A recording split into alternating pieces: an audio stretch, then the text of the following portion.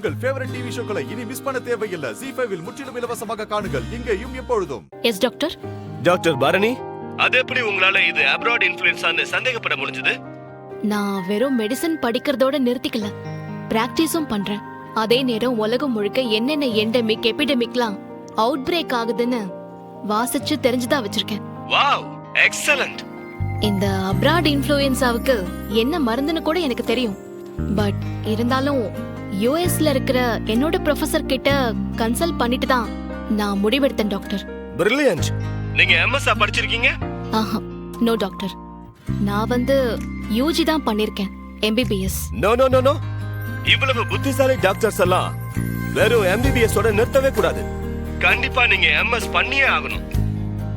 ஒன்னு பண்ணுங்க, குணசேகரன் வரப்ப நீங்களும் கூட வந்துருங்க. நான் உங்களுக்கு விசா அரேஞ்ச் பண்றேன். இங்க வந்து நீங்க MS படிக்க எல்லா உதவியும் நான் பண்றேன். என்ன சொல்றீங்க?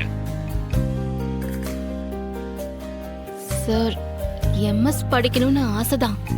ஆனா சர்வீஸ்னு வந்துட்டா அது எங்க ஊருக்கு தான் டாக்டர். என் ஊருக்கு சேவை செய்யணுங்கிறது தான் என்னோட நோக்கமே. Wow, amazing. பட் உங்களுக்கு நாங்க ஏதாவது உதவி பண்ணியே ஆகணும். Gunasekaran, just a second sir. நான் உங்களுக்கு மார்னிங் கால் பண்றேன். இப்போதைக்கு உங்க குழந்தை ரொம்ப சேஃப். சரியான ஒரு புத்திசாலி டாக்டர் தான் காப்பாத்திருக்காங்க. அவங்களுக்கு நீங்க நன்றியோட இருக்கணும்.